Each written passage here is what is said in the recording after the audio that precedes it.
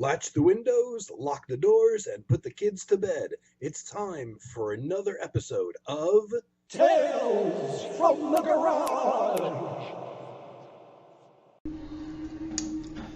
Okay, guys, I'm back. Here's another off the cuff video for 4th of July.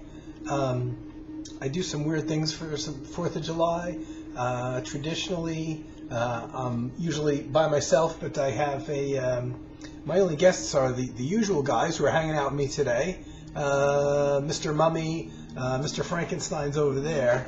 But for the holiday, Woody stopped by, so it's good seeing him again. And a couple newer people, newer friends from the last couple of years. Mr. Chicken is here. It's good to see him, and I won't be serving chicken at I guarantee you at 4th of July. And Frankenstein number 3. I have there's 3 different Frankies, and this is kind of number 3 and third in line of the Frankenstein legendary name, and Mr. Skull, and of course Brainy's on the back there. So okay, guys, you got to go back. What I do for 4th of July is I have in my garage here, I brought out a charcoal grill, so I've got the charcoal all ready to go. It's just off camera, and I'll be cooking some vegetarian hot dogs and hamburgers for myself, just in this enclosed space here. And I decided to do it the old-fashioned way. I've got the metal squeeze can of lighter fluid, and just going to do it up in my garage here. Look, I'll have a great time, I'm sure. So I was going to. Unfortunately, I've been a bit low energy lately, so my pre-prepared videos have been sliding a bit. Maybe I exhausted myself with the Terry Riley thing, and I did the New Earth thing. And I'm always going on about, how I'm affected by seasonal listening. That is not, it's not intentional. It just happens that, every season comes around. And as soon as I guess it's probably more weather driven than anything else. So as soon as the spring gets warm, or the hotness of summer, whatever you want to call it, I tend to go toward certain albums, certain musicians, certain types of musical settings, more electronic in winter, more acoustic in summer, kind of thing. So, my whole thing, pretty much in spring, is when the warm weather comes, is I get in this acoustic mode, and get desires to hear a lot of acoustic-oriented music, whether it's classical or jazz. And the thing that kicked it off this year, and probably is in a lot of, probably every year, is the great Art Landy, Jan Garbarek duet album called Red Lanta, which is doing this from memory, 1973, I think. And that kicked it off, and I got into a big classical thing lately, and I've still got my classical discs in rotation, and as the weeks progress, I've been pulling out different classical discs that I haven't played yet. So I'm mixing some of the old favorites that I've been listening to now for a few weeks with some of the other things that I hadn't pulled off the shelves yet. And I don't force it. I don't say, hey, it's summertime, let me pull out my classical discs or whatever. I just go with what I feel like, but I just notice these trends over the years. And one of the artists that I don't recall falling into the normal summertime playlist. He's more somebody that would be somebody I just get in the mood to hear, regardless of the time of year, and I would put him on, and that's Bill Evans, the pianist. And all of a sudden, in the last week and a half or so, I realized, oh man, I'm in a Bill Evans thing. I pulled out everything I had by him, on CD at least, and started listening to that, and then realized, well, it does fit the acoustic mode, because Pretty much most of his albums are purely acoustic, usually in a piano trio, acoustic piano, upright bass and drums, sometimes piano solo, sometimes a duet with just an upright bassist like Eddie Gomez. It didn't dawn on me at first, though, that this is really so much an acoustic thing that kind of fits in the theme of the summertime. I just really started enjoying listening to him and his albums. And I actually, unlike most people, have a preference for his later albums. But he died at only 51, and I can remember when he died because I'd just gotten into him at the time that he passed. I was listening to him for maybe 2 years, and I only found out after the fact, many years after his passing, that he only lived a few towns away. Had I only known that. And I actually worked with somebody that lived right in the same town as he did, in a high-rise, and I'm wondering if he may have actually lived where she lived, possibly. Anyway, I pulled my Bill Evans stuff. That's an album right there of Bill Evans in preparation. I'm not going to do him today because I think maybe I need a little more preparation. And even though I'm in an acoustic mood, and I've been listening to a lot of Bill Evans, he does play a bit of electric piano here and there, which I'm really, really enjoying hearing. And that works well, especially, you don't hear electric piano a whole lot in an otherwise acoustic context, with an upright bass, especially. So I really liked his electric playing as well. Just thought I'd say that. I'm lazy today, so I'm not going to do the Bill Evans thing for the 4th of July. That will come very soon. And I don't have a whole lot by Bill. I'm wondering if I misplaced some of the vinyl I had. But I'm going to do a random vinyl pull. 7 minutes into it, and I'm not even doing it yet. So let me just pull some random vinyl and hope that I don't get anything too embarrassing, like my Spice Girls albums or something. Let's go for... I thought I pulled this. No, I pulled another one. I didn't realize there was more than one. So back just before... Well, I'm going to show this. That's probably going to confuse a lot of people. Here's a Klaus Schulze album called Mind Phaser. I really have... I'm thinking of pulling all of the vinyl off of those shelves and getting the Klaus Schulze stuff out of there, because I have a lot in there, and I've already spoken a lot about him. And I thought I showed this, but I think it was another compilation. So here's this weird thing, because by the early 80s, Klaus Schulze was very, very popular here in America in the import section, in the import bins. I'm still experimenting with the camera. I can't get the camera at a good level. It's either like it is now on top of the monitor, which is too far up, or it's down below eye level. And I don't have any stand or anything in between those two settings, which is ideally where it needs to be. So as I was saying, in the early 80s, Klaus Schulze was, and by the late 70s, was already very, very, very, very popular in the import bins. But I don't think any of his albums were actually released domestically here in the U.S. But you could get them all. By in the early 80s, he would have had about a dozen albums out. So very, very briefly, there was a label called Gramavision. And that was mainly a jazz label, interestingly enough. And they had really good albums on them. And they had the Abdul Wadud, was it Rivers I've Known, with James Newton, that trio. Is it Anthony Davis on piano in that trio? I think so. Fantastic albums. Probably most of them ECM worthy. You could put them on and easily think they were, an ECM album, except for Gramavision was much more oriented toward American musicians rather than Europeans, but the recording quality of Gramavision was incredible. And most of the stuff I seem to be recorded in the New York area.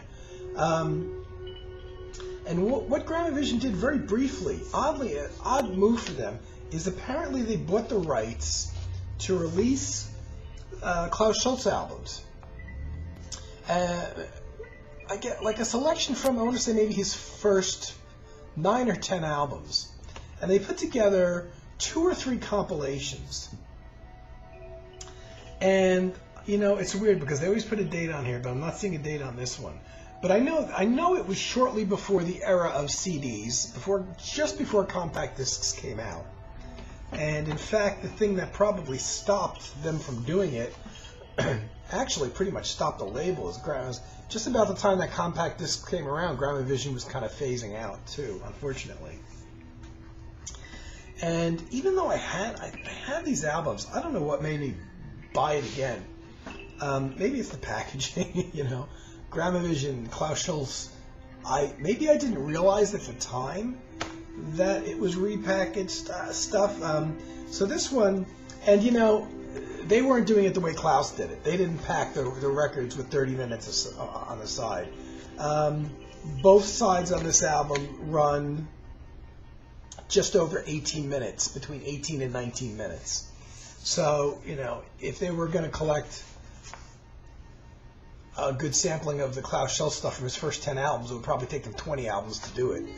You know, 20 vinyl albums, you know, worth to fit all the music on there because the sides were so short. So what we have here, and I had put a note in here when I bought it that I kept in here that actually mentioned what album the tracks were taken from, because even though I recognize the titles, I couldn't tell you offhand what album they came from. And I don't even know how much I listened to this. It was a weird combination of stuff. Oh yeah, the one track I didn't write down was Weird Caravan, 5 minutes and 20 seconds. That came from a later Klaus Schulze album. And I think as far as these compilations go, it was the only thing that I saw on them that came from an album after 1980. I forget, I can picture it. Is it Digit? That Weird Caravan is from. It was from one of Klaus's early 80s, kind of just at the point when he started going digital, and definitely started making lesser albums. And I think that might have been the one track I wasn't aware of. I didn't have that album at that point, the album that Weird Caravan is on. The other tracks on here are Mind Phaser,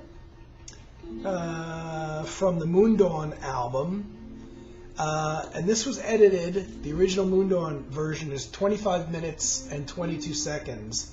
Here they edited it down to 10 minutes and 20 seconds. So they just completely abolished 15 minutes of the track. Some Velvet Phasing, 8 minutes and 30 seconds, which I believe is the full piece, from the Black Dance album from 1974. Did I mention Moondawn? The Mind Phaser from Moondawn is from 76. Some Velvet Phasing from Black Dance album, 1974. That is the full piece, but it only runs 8 minutes, 30 seconds. And Muget, I never know how to pronounce that, or Muget, from the Body Love Volume 2 album from 1977. Now that's the full piece, that's 13 minutes and 15 seconds. So it's a weird kind of combination, especially with Weird Caravan coming at the end of it, because Weird Caravan's a lot more concise. It's a 5-minute piece with a drum machine, and the digital synth, I think we're starting to kick in at that point. Doesn't fit in so well with the other 3 tracks, which are very 70s and analog. But even those 3 tracks that they chose aren't the greatest. Some Velvet Phasing is a pretty good track, and really the best track from the Black Dance album. But I thought I showed this, but I think it's another. I think I have 2. I think I have 2 compilations that Gramavision did of Klaus Schulze albums. I'm not aware if they did any others. I want to say that maybe they did, and I didn't bother to pick them up because I already had the material. That's a weird choice. And really until the CD era, which came along, I want to say this is probably about 1984, 83, 84 that this would have come out. Certainly wasn't the CD era quite yet, but very close to it. So that's another weird one that probably a lot of people haven't seen that are Schultz fans, but there's no real reason to collect it unless you want to hear a truncated version of Mind Phaser. Okay, I'm going to pick another one. Let's hope it's not Klaus Schultz, so I'll go to a different area. Now here's something different. This is funny. I was looking for this album and I couldn't find it because I thought it was in one of my bins. I want to get this so badly on CD, and it came out and of course is out of print, and for some odd reason you can't get it now. And it's an artist that none of you watching probably has anything by. Chet Atkins, the country guitarist. I'm not 100% sure what made me buy this. An album called Stay Tuned, and this again was just from before the CD era, 1983. And it looked like an interesting album. Now, I knew Chet Atkins, probably a lot of guitarists know him as a country guitarist. They're very skilled, especially when it comes to finger picking. Most of his music isn't my kind of thing, but he made 2 albums with Les Paul, the great Les Paul. And there's just 2 guitars and a rhythm section. I don't recall if there's a piano on there, or is it just bass and drums supporting them.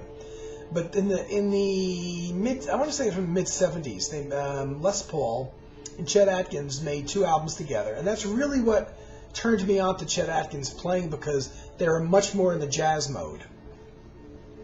And they're fun, great albums to this day, the Chester and Lester albums. And that's what first turned me on to Chet Atkins, and I didn't have anything by him as a solo artist. And it's funny because I bought this at Discomat. I can see the price sticker on it. It's $7.49, which at Discomat was the highest prices that a single album reached before the CD era. So the list on these would have been probably like $8.98. I don't think they were $9.98. And they charged $7.49. And right at that same time, or slightly after that, the CD era came. They continued to make vinyl for a few years, but initially I don't think the vinyl prices ever went much above $7.98 back then for a brand new single vinyl domestic album. The thing that made me pick this one up, because I was always leery of picking up a Chet Atkins thing that was too country, was this one said it's a unique rock and urban jazz collection. And what it is Chet Atkins playing with a whole bunch of people. So it's a lot of duets. Mark Knopfler from Dire Straits, who I don't really follow Dire Straits, but I liked his playing. I like Mark Knopfler's playing, especially in an instrumental context, because it's very clean sound that was very different than what rock guitarists had been doing for ages. Earl Klugh, Larry Carlton, and George Benson. And I think the George Benson appearance was the thing that really sold me on it. Steve Lukather and Jeff Beccaro are on here from Toto as well. Not exactly why I bought it, but and there's a lot of Paulino DaCosta on percussion. I'm just going by the guys whose names that are known. Jeff Beccaro on drums. None of the keyboard players are people I recognize. Mark O'Connor plays violin on here. Boots Randolph plays saxophone. There's a string section on here, horns, some arrangement. David Hungate on bass. Where's he from? Is he from Toto, I think? I remember I really like this album. It's a bit more jazz, slick jazz oriented, but I liked it enough to go seek out the CD, which is long out of print. But I really like this album. This is a fun, easy to listen to album. It's fairly up tempo, but it could be background music because there's no vocals or anything. The players are fun because you're hearing Chet Atkins through, and everybody just does a guest appearance. Pretty sure Benson is only on one track, and Larry Carlton is only on one track. Mark Knopfler, Earl Klugh. Those guys are all only on one track, but it's a nice, diverse album in terms of the colors coming from the second guitarists. And the thing that sticks out about this album is something that happened a couple years after I got it, though. I don't know if I ever told. I think I might have told this story. I know I put it in writing at one point. So in my old house, and I don't remember, this must have been a couple years after, we were doing some rearranging in our old house of the bedrooms. Used to be in the old days, everybody was on the top floor, in the attic top floor. There's 3 small bedrooms there.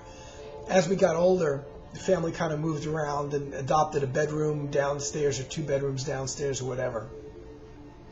I think it was my dad that was moving into a downstairs bedroom. And before he moved everything in, the furniture and the bed, he decided to repaint. I didn't do a lot of repainting back then around the house, but this time I did. And this would have been, somewhere, 83, 84, 85, 86. Somewhere in there. And the funny thing is, I can't even remember if my mom was alive at that point, or whether she had passed recently. But regardless, we were painting his room, and it wasn't a big space, but painting takes time because you got to move crap and mix the paint, and it's a lot of it's set up and stuff like that. So I brought in a little portable radio, probably a boombox. And because my dad's very, conservative, and he grew up in World War II, and I put on WPAT, which was the easy listening station, because I wasn't going to subject him to my stuff. And at that point, I had really just begun to start to appreciate the art of arranging. And this isn't smooth jazz. This was a real traditional easy listening station, which kind of went out of business right around that time, probably shortly after this, because I remember them going kerplunk and becoming, I think, a foreign language radio station not long after my mom passed away.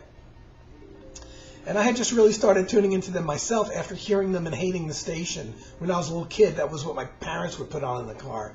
And you hear these strings and, instrumental rearrangements of pop tunes and stuff like that. I always wonder if I might have heard, as a kid of about 10 years old, if I might have heard those last albums that Wes Montgomery made, with the orchestras and when he was playing instrumental versions of pop tunes, I bet you I would have heard something like Going Out of My Head, which was a big hit single for Wes Montgomery around 67, 68. I bet you they played it, and I probably heard that as a kid, and it was years before I was into Wes Montgomery, years before I was into jazz, and years before I had any appreciation for, easy listening or arranging in music. But by this point, in my mid to late 20s, we're doing this painting job, and into what's going to be my dad's bedroom, and I bring in my little boombox and I put on the easy listening station, and I'm kind of appreciating a lot of what I'm hearing, and I was by myself. Dad wasn't in there painting for whatever reason at that point. I still kept the station on, and I heard this really great track. And I'm like, wow, and it's jazzy, and I guess I'm going to only get to two albums because in this one, so tune out here if you don't want to hear the story. So I hear this really kind of fun, very modern sounding jazzy thing. You can tell it was something that had been recorded recently. It wasn't the typical orchestrated kind of easy listening stuff that sounded like it was in the 1950s or 60s. So I hear this track, this kind of up-tempo. I wouldn't quite call it smooth jazz, but almost. It's a really nice guitar playing on. The guitar sounds like George Benson. I'm sure it's George Benson. I know his phrasing. And the station always made mention of, they had a listener line. And you could call to find out what records they had just played if you were interested in buying it or whatever.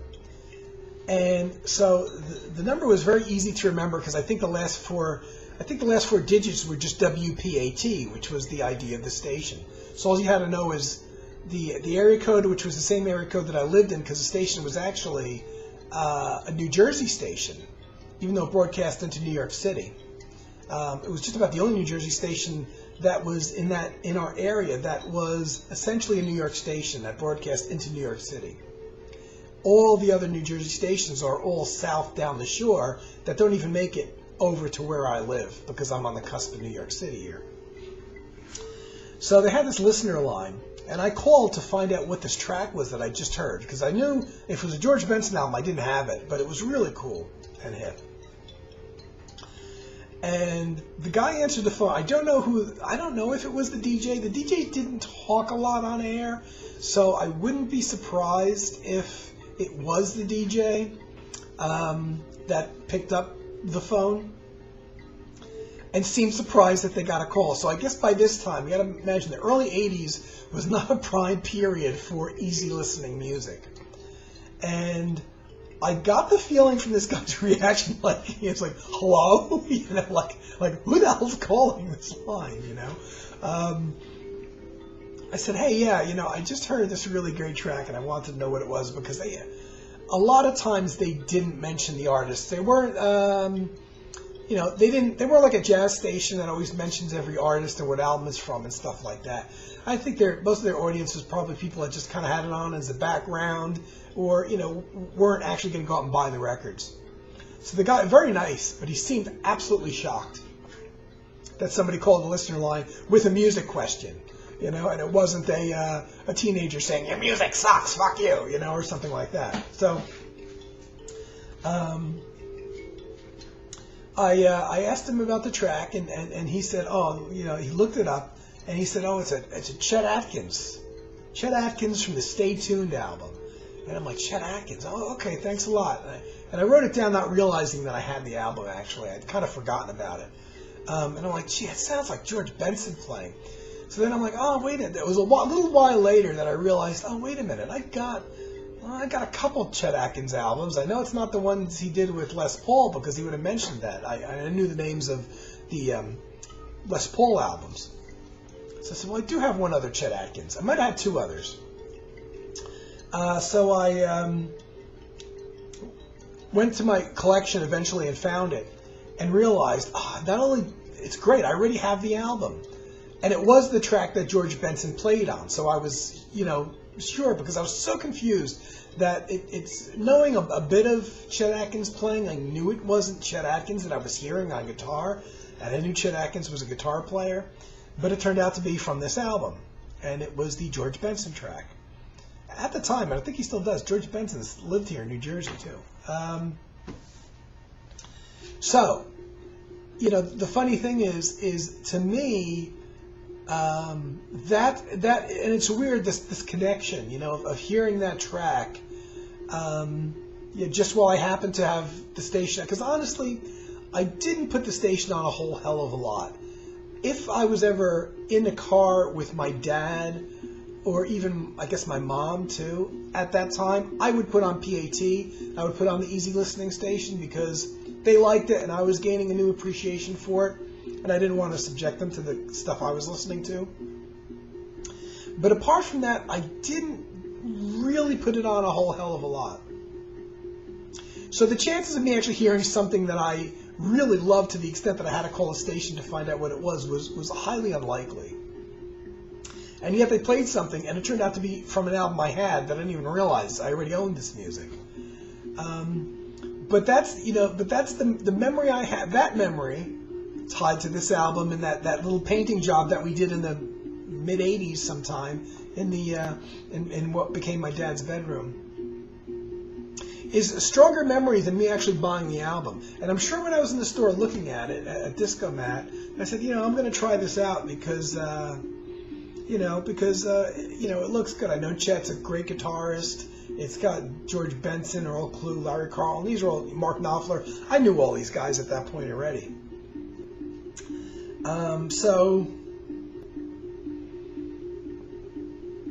I got a lot of memories with this album. strangely enough, and this is, most of the memories I have of albums associated to music seem to be me driving places by myself or being someplace, because I tended to make a lot of cassettes at the time of albums I had, vinyl albums, and listening to them in the car.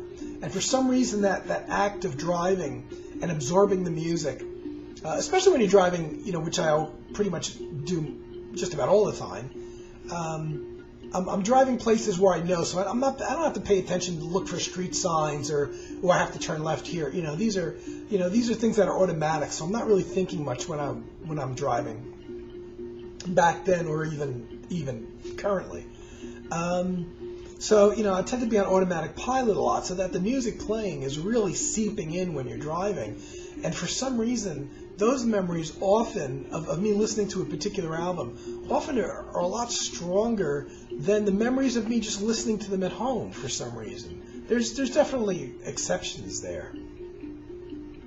But this whole thing with this album is a fairly unique memory of being inside the house and doing that particular painting thing and having the easy listening station on. To me, it's a unique story because it ties things together that usually aren't tied together, like the painting and my dad and the whole time period and that thing. So it's a very unique album linked memory for me. So I only pulled 2 albums, but I did a lot of yapping, and so I'm gonna go. Wish everybody a happy 4th from Mr. Chicken. Mr. Chicken is actually not doing his Pilates right now. He's been on my back record shelf in my bedroom for months. And all the rest of the guys, are here. And, we're going to light up I'm going to light up my charcoal barbecue. And we're going to go soon. And, I want to say it cooled off. It's been in the 90s for like 5 days, and it's going to be in the 90s for another 2 or 3 days or whatever. And even after that, it's still going to be in the upper 80s, which is horrible, which is why I hate summer. But it rained today, so there's a slight reprieve, though the rain stopped, and I can feel it heating up as a result of the rain stopping. So here I am, jabbering away. I hope you're doing something, not watching me. I hope you have me playing in the background and you're doing whatever, because this is a pretty damn worthless video, I think. This could be in my worst moments video, worst episodes of Tales from the Garage ever. Okay, guys, if you're celebrating the 4th and you're not working, I hope you enjoy. I'm gonna be listening to music. What else? And I'll be back soon, and maybe next time I'll do the Bill Evans thing if I get my act together and do a little more preparation or whatever. So, anyway, peace, love, enjoy, as my buddy Carm would say, and another rare daytime, late afternoon video from me, not nighttime. See you soon, guys. Tune in next time for more Tales from the Garage.